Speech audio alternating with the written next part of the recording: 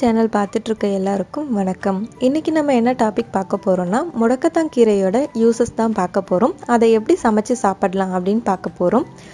முடக்கத்தான் கீரை பார்த்தீங்கன்னா கை கால் வலி, உடம்பு வலி, நரம்பு தளர்ச்சி இருக்கிறவங்களுக்கு நல்லதுன்னு சொல்லுவாங்க. முடி உதிர்வு பிரச்சனையும் இது சரி பண்ணிடும். இந்த முடக்கத்தான் கீரையை எப்படி சமைச்சு சாப்பிட்றது, முடி கொட்டுற பிரச்சனைக்கு எப்படி இது தீர்வாக பயன்படுத்துறதுன்னு நாம் இப்போ பார்க்கலாம். இது வரைக்கும் நம்ம சேனலை சப்ஸ்கிரைப் பண்ணலன்னா சப்ஸ்கிரைப் பண்ணிவிடுங்க, பெல் பட்டனையும் ப்ரெஸ் பண்ணிவிடுங்க.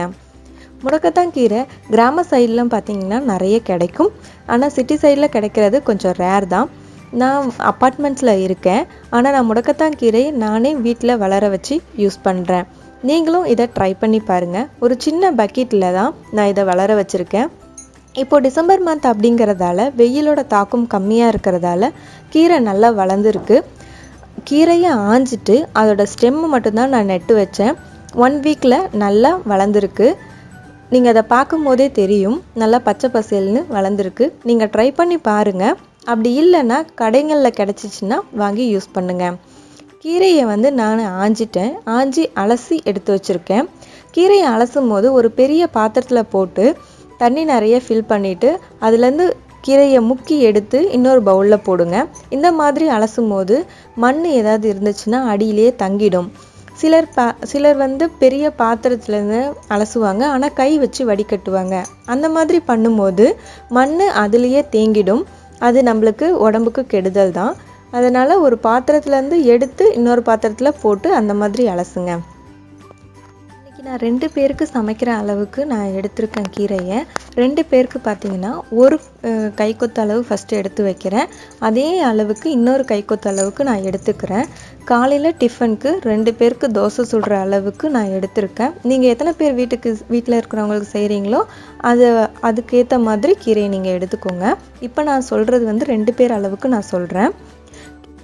இந்த கீரையை நான் ஃப்ரிட்ஜில் வச்சுட்டு இன்னும் 2 நாள் கழித்து நான் யூஸ் பண்ண போகிறேன். அரைச்சிட்டு ஃப்ரிட்ஜில் வைக்காதீங்க, கீரையாகவே ஃப்ரிட்ஜில் வச்சுட்டு அதுக்கப்புறம் யூஸ் பண்ணுங்கள். இப்போ ஃபஸ்ட்டு ஜாரில் இருக்கிற கீரையை அரைக்க போகிறேன். ஃபஸ்ட்டு 2 சுற்று சுற்றிட்டேன். இதில் தண்ணி நான் ஆட் பண்ணவே இல்லை.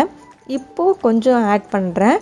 ஏன்னா நல்லா மைய அரைக்கணும் அப்படிங்கிறதுக்காக கொஞ்சம் கொஞ்சமாக தண்ணி ஆட் பண்ணி அரைங்க. இப்போ கை வச்சு நல்லா தொட்டு பாருங்கள் மைய அரைஞ்சிருச்சான்ட்டு. இலைங்கள் இருக்கக்கூடாது.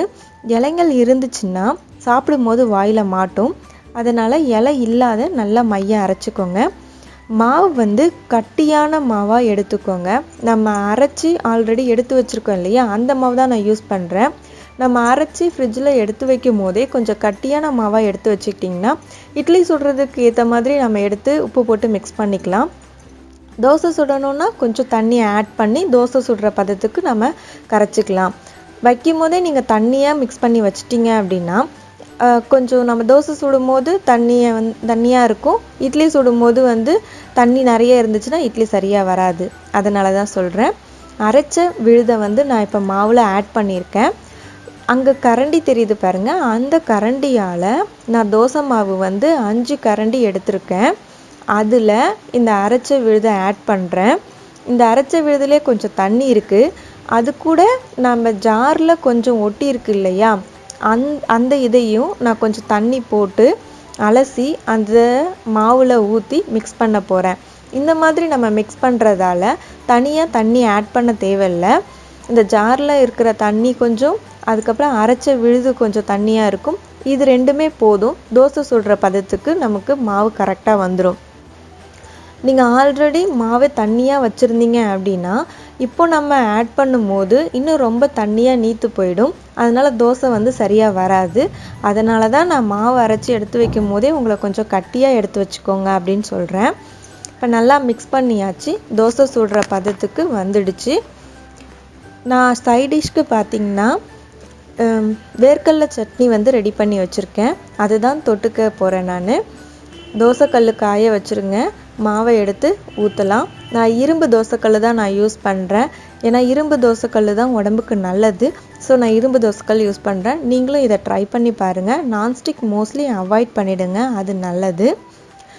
நான் முடி கொட்டுற பிரச்சனைக்கு ஒரு டிப் சொல்கிறேன் அப்படின்னு சொல்லியிருந்தேன். முடி உதிர்வு நம்மளுக்கு நிறைய இருக்குது. இப்போ இருக்க டீனேஜுக்கு நிறைய முடி கொட்டுற பிரச்சனை இருக்குது. அதுக்கு இந்த முடக்கத்தான் கீரையை வந்து நம்ம ஆஞ்சி எடுத்து வச்சுருக்கோம் இல்லையா, அந்த முடக்கத்தான் கீரையை ஒரு ஜாரில் போட்டு கொஞ்சம் தண்ணி ஆட் பண்ணி நல்லா மைய அரைச்சிக்கோங்க. அது வந்து ரொம்ப தண்ணியாக இருக்கும், அதே மாதிரி அந்த இலைங்களும் திப்பி திப்பியாக இருக்கிறதால பேஸ்ட் மாதிரி ரொம்ப நம்ம முடியில் ஒட்டாது. அதுக்காக அரிசி மாவை ஆட் பண்ணி பேக்காக போட்டுட்டு தலைக்கு வச்சுட்டு வாங்க. முடி கொட்டுறது 2 வாரத்திலேயே நின்றுடும். இப்போ நான்ஸ்டிக் தோசைக்கல்லில் ஊற்றுறத விட இரும்பு தோசைக்கல்லில் பாருங்கள், சூப்பராக தோசை மொறுமொறுன்னு வந்திருக்கு, ஒட்டாமல் வந்திருக்கு பாருங்கள். ஸோ தோசையை வந்து நம்ம சாப்பிட்றதுக்கு எடுத்து பிளேட்டில் வச்சுக்கலாம். மீந்துருச்சு அப்படின்னா நீங்கள் எடுத்து ஃப்ரிட்ஜில் வச்சு யூஸ் பண்ணாதீங்க. ஏன்னா அப்பயே அரைச்சி ஃப்ரெஷ்ஷாக அப்பயே வந்து செஞ்சு சாப்பிட்ருங்க. எக்ஸ்ட்ரா செஞ்சு ஃப்ரிட்ஜில் வச்சுட்டு அடுத்த நாள் சாப்பிடாதீங்க, அது உடம்புக்கு கெடுதல். எப்பயுமே கீரைங்கெல்லாம் வந்து ஃப்ரெஷ்ஷாக செஞ்சுட்டு உடனே சாப்பிட்றது பெஸ்ட்டு.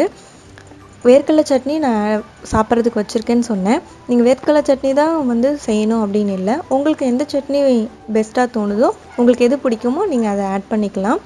நீங்கள் ட்ரை பண்ணி பாருங்கள். நார்மல் தோசை சுடுறதுக்கு பதிலாக இந்த மாதிரி முடக்கத்தான் கீரையை போட்டு சுட்டு சாப்பிட்டு பாருங்கள். ஹெல்த் வைஸ் ரொம்ப பெஸ்ட்டாக நீங்கள் ஃபீல் பண்ணுவீங்க. இருப்பதை வைத்து இன்பமாக வாழலாம்.